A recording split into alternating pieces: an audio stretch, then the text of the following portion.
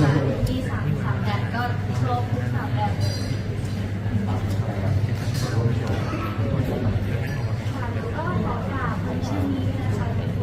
คนสามารถเข้ามาดูได้สาขาเลยนะคะบอกเลยว่าน่ารักมากมีสไตล์ที่แบบทุกคนลองมาแต่งตัวลอง mix and match ได้ก็ได้ง่ายมากค่ะ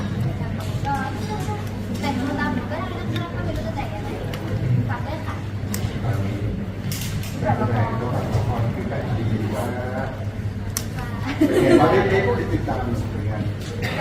ดูค่ะก็เห็นฟีดแบ็กของใครหลายๆคนเขาก็พูดถึงการเดือนผ้าค่ะก็ดีใจมากค่ะแล้วก็เด็กที่ก็ถือว่าน่าตกใจมากคือจุดแตกค่ะ ชุดแต่งไหมชุดแต่งไหม ชื่นใจค่ะคือจริงๆนักแสดงเรื่องนี้คือตื่นเต้นกันตั้งแต่ถ่ายจบก็ตื่นเต้นแล้วเพราะว่าอยากดูละครเองดูค่ะ ชุดแต่งจบเลย วันที่ออนแอร์วันแรกค่ะก็หนูก็นัดกันมาแข่งกันไปเจอกันที่บ้านพี่หนุ่มผู้กำกับก็ไปนั่งดูพร้อมกันแล้วก็พอจบเลทก็เปิดคอมพิวเตอร์ค่ะเปิด X เปิด X เข้าไปดูว่าเรื่องภาพที่พี่เป็นสิ่งใดบ้างก็ได้ดีมากเลยเราที่จะถ่ายต่อแล้วก็หลายคนก็พูดอย่างแต่เราไม่จบ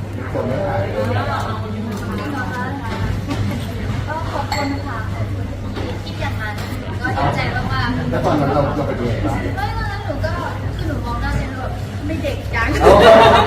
แต่ว่าก็ถือว่าแบบภูมิใจค่ะออกมาตามที่ตัวเองคิดไว้ในตอนนั้น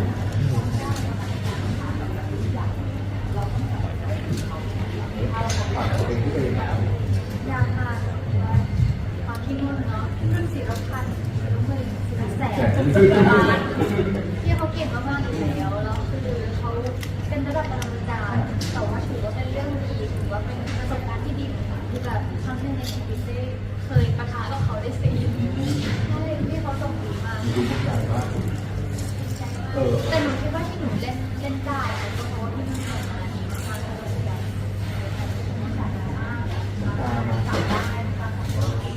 ม่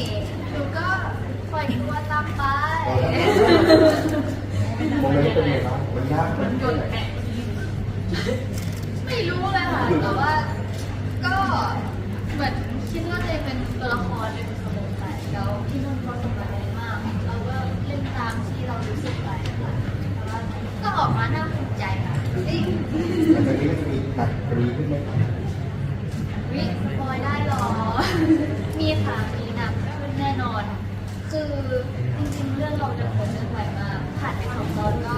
หลายล้านเรื่องแล้ว แต่มันมีอีกประมาณ1,000 ล้านเรื่องที่กำลังจะเกิดขึ้นหลังจาก อะไรเลย ใช่ก็รอดูตอนต่อไปหายเหนื่อยมากค่ะหายเหนื่อยมากมีกำลังใจในการเล่นละครมีกำลังใจในการทำงาน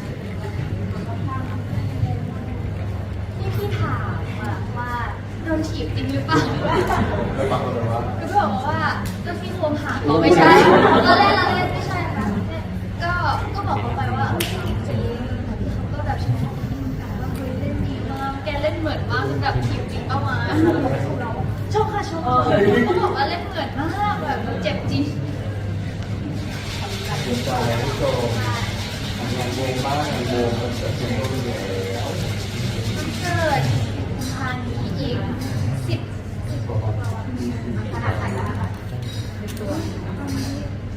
ก็ถือว่าเข้มข้นค่ะ เดี๋ยวจบงานนี้เราก็ต้องวิ่งไปซ้อมต่อ ตอนนี้พี่ๆกำลังซ้อมอยู่ก็ได้เดี๋ยวหนูวิ่งไปซ้อมต่อ ก็ตื่นเต้นค่ะเพราะว่าอีกไม่กี่วันก็จะถึง มันคืออันนี้คืออีกครั้งหนึ่งของตัวที่ทำเลยสร้างมาว่า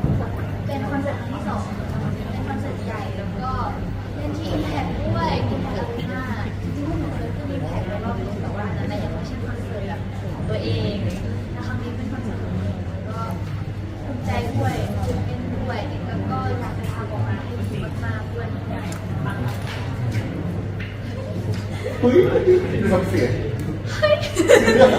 หนูไม่รู้อ่ะคือหนูอ่ะยังไม่ได้ไปซ้อมกับเวทีจริงก็เลยยังไม่รู้ว่ามันจะเป็นยังไงแต่ตอนนี้ก็ตื่นเต้นอยู่เหมือนกันอยากเห็นแล้วว่าเวทีจะเป็นยังไงเอฟเฟกต์จะเป็นยังไงก็รอลุ้นพร้อมทุกคนนี่แหละบอ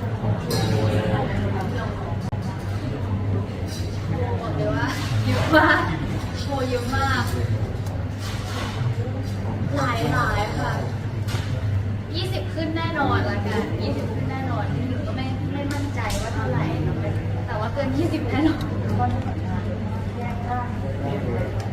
เป็นนินจาหนูมีคาถาพิเศษใช่แล้วก็ท่องไปวันนี้เดี๋ยวเดินไปเดินมาก็ท่องไปเรื่อยๆจะได้มีหลายร่างอันนี้ร่างสาวยูนิโคล